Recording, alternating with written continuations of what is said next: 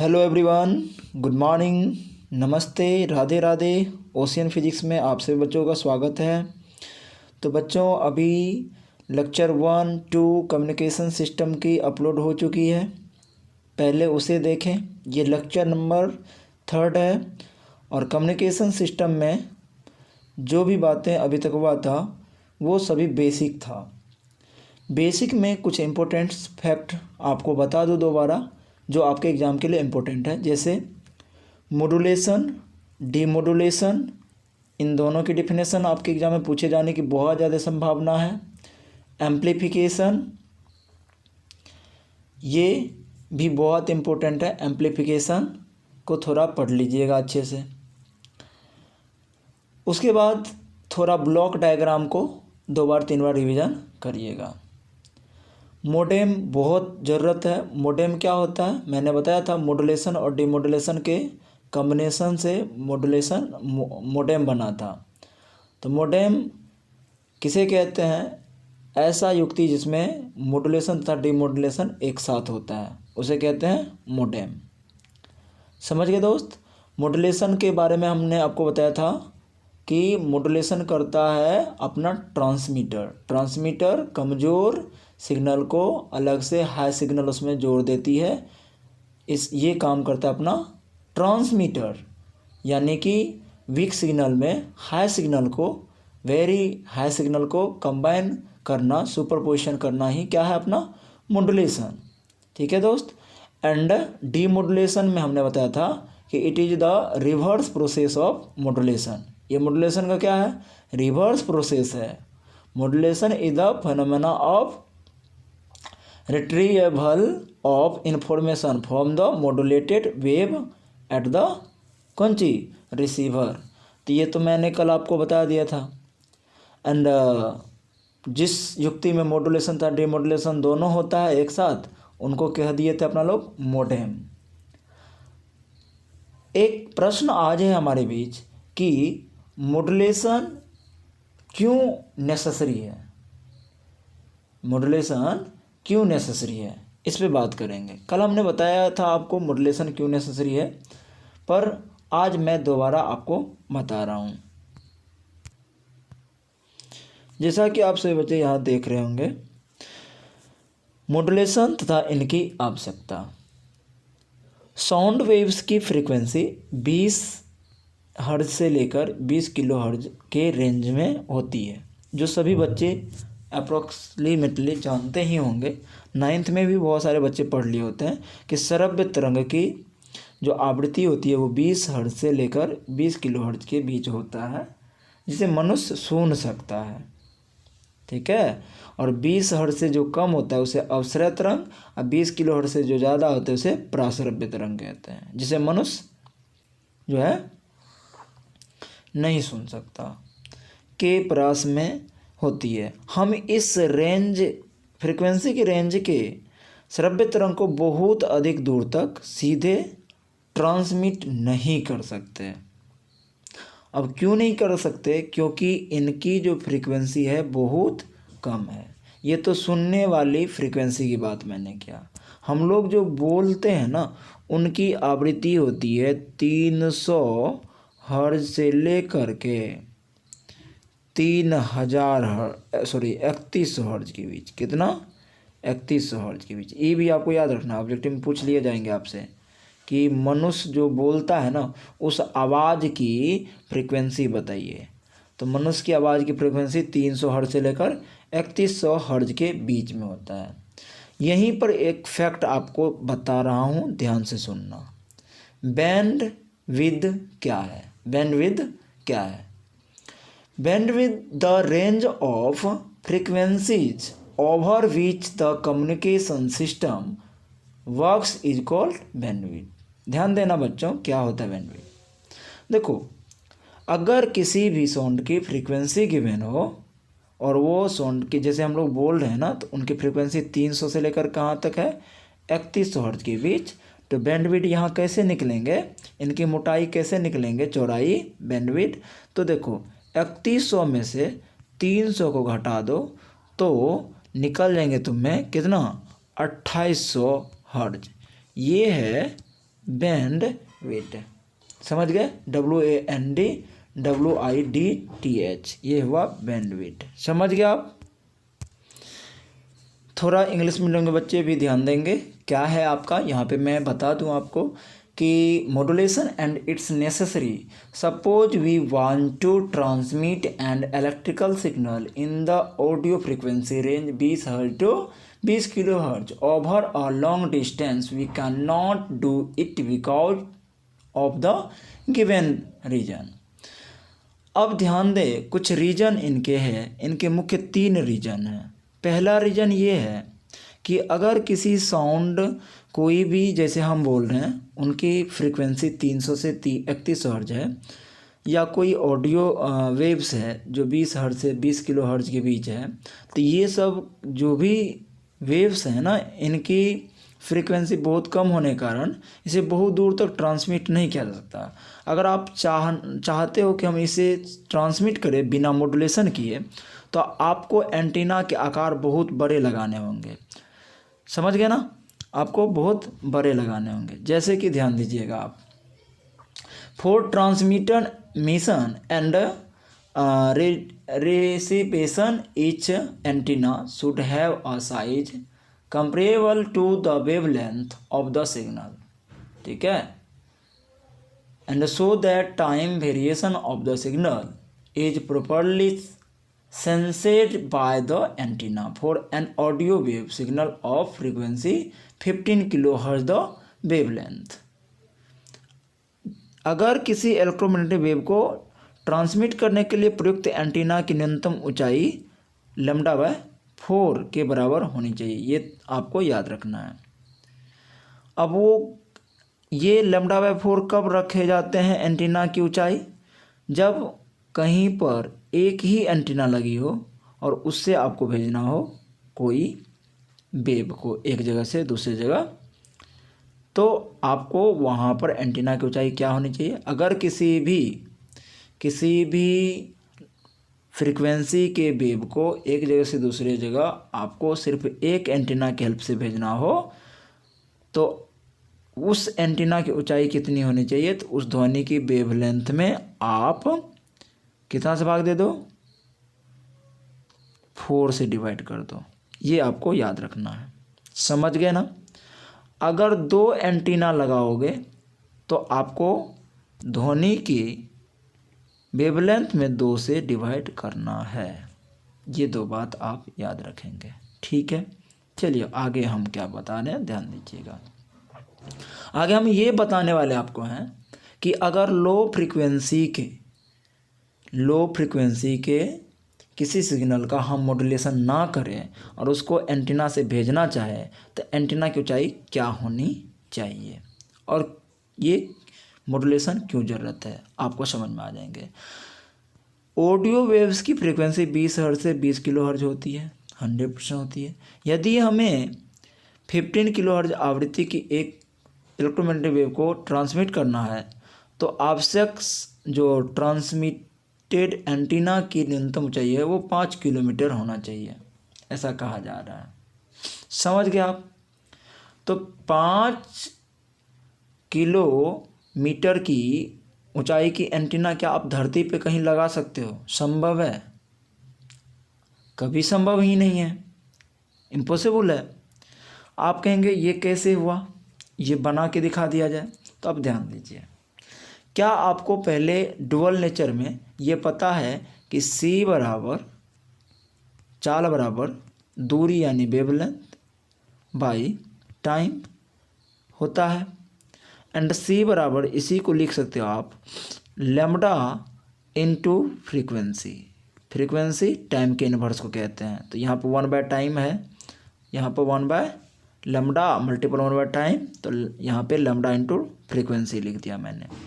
इसीलिए लैम्डा बराबर सूत्र क्या हो जाएंगे, लैम्डा बराबर C अपॉन हो जाएगा आपका फ्रीक्वेंसी। C की वैल्यू कितनी होती है, 3 × 10⁻⁸ डिवाइडेड बाय कितना, डिवाइडेड बाय फ्रीक्वेंसी की वैल्यू कितना है, 15 × 10⁻³ कितना 3।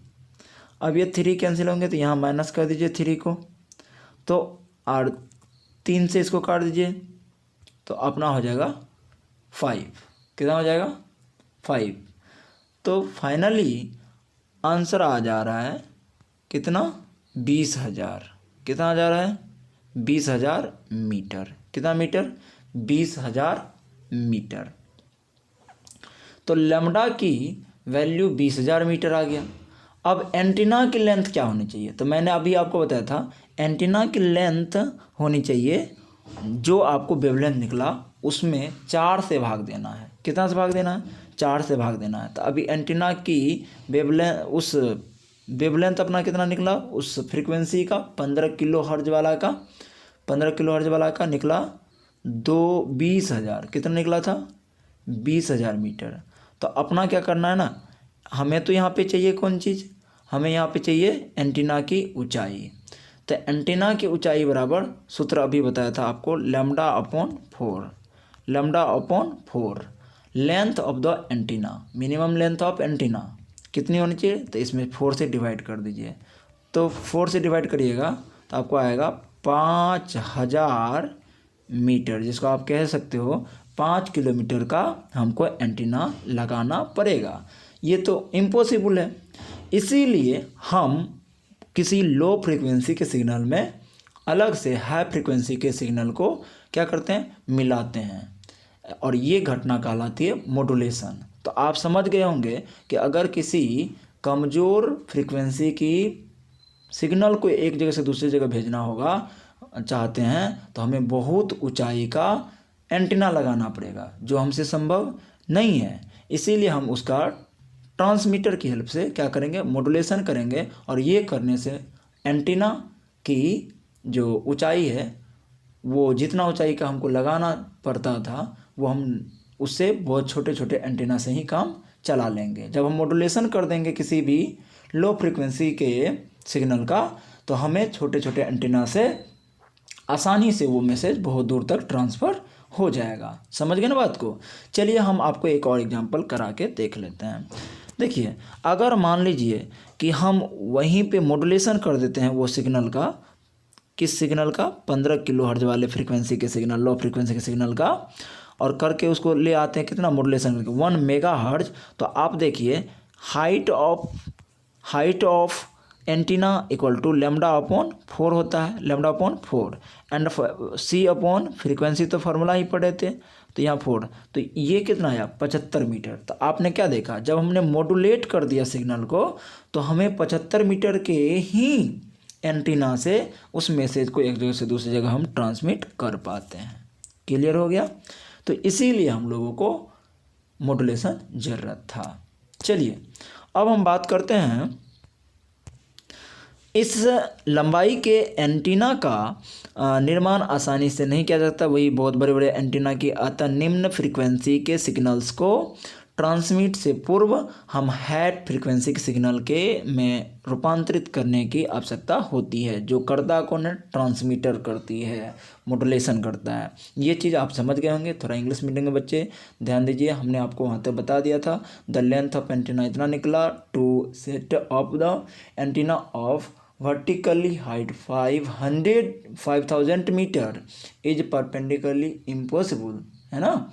The construction and update if transmission frequency wave rise to 1 megahertz then lambda कितना आया था 300 meter and 30 meter so 75 metre length की हमें एंटीना लगाना पड़ेगा जब हम 1 मेगाहर्ट्ज की फ्रीक्वेंसी कर देंगे मैसेज का। तो ये चीज़ आपका क्लियर हो गया। 2 नंबर पॉइंट क्या है कि effective power radiated by antenna. तो एंटीना द्वारा प्रभावी शक्ति विकिरण, किसी एल लेंथ के रैखिक एंटीना द्वारा विकिरण शक्ति समानुपाती एल बाई लैम्डा स्क्वायर, अर्थात समान लंबाई के एंटीना के लिए वेवलेंथ की कम होने पर विकिरण शक्ति के मान में वृद्धि होती है। अधिक क्षेत्र में प्रसारण के लिए विकिरण शक्ति भी अधिक होनी चाहिए, जो कि अधिक फ्रीक्वेंसी की स्थिति में ही संभव है। तो ये सब बहुत खतरनाक पॉइंट तो है नहीं, सिंपल है, और ये सब उतना इम्पोर्टेंट बोर्ड के लिए नहीं है। लेकिन हाँ, इससे पहले जो हमने आपको बताया एक नंबर पॉइंट वो बहुत इंपॉर्टेंट है, ठीक है।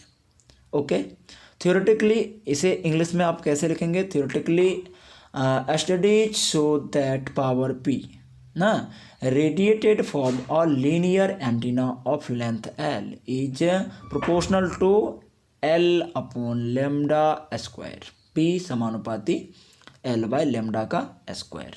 समझ गए आप? चलिए, थर्ड पॉइंट है डिफरेंट ट्रांसमीटर से प्राप्त सिग्नल्स का मिश्रण।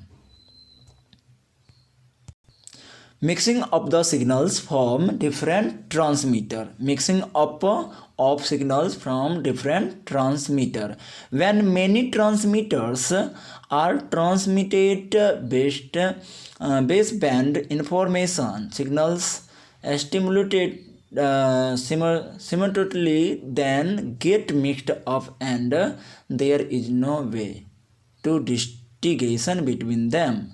The possible solution is communication of high frequency and allotting a band of frequency to each transmitter so that there is no mixing. Okay, so यहाँ कहा जा रहा है कि ऑडियो फ्रीक्वेंसी के ये ट्रांसमीटर प्रोसेस में दूसरी कठिनाई यह है कि डिफरेंट ट्रांसमीटर से जो हमें सिग्नल्स मिश्रित हो जाते हैं ना परस्पर, तथा ग्राही स्टेशन जो वहाँ पर रिसीवर स्टेशन होता है, इन सिग्नल्स को पहचानना कठिन होता है।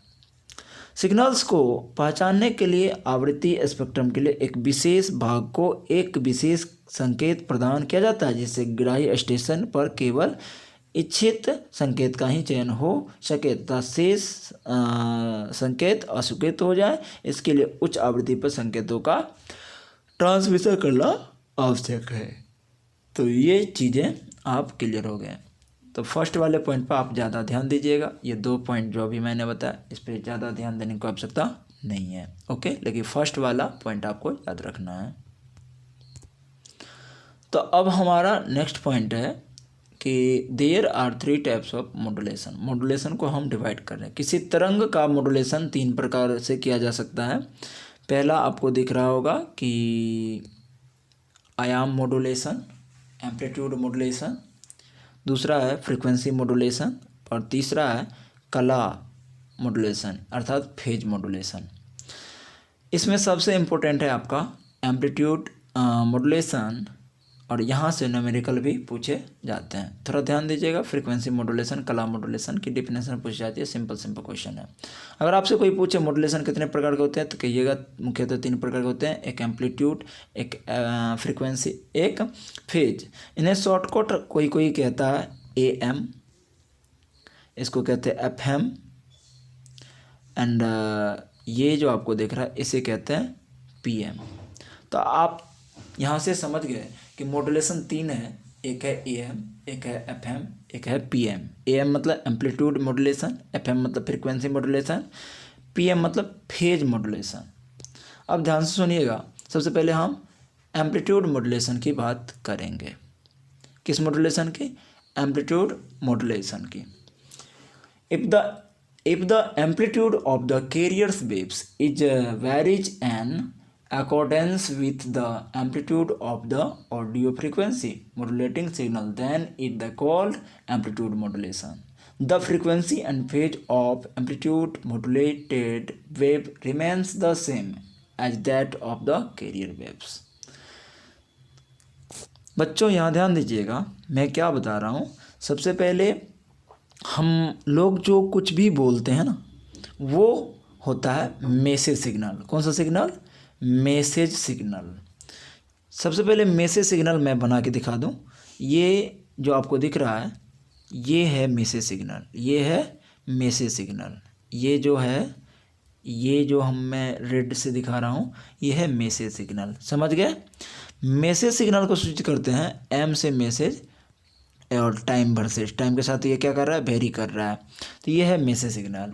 ये 1 और -1 के बीच में चलता है, 1 और 1 के बीच। तो ये है हमारा मैसेज सिग्नल। समझ गए?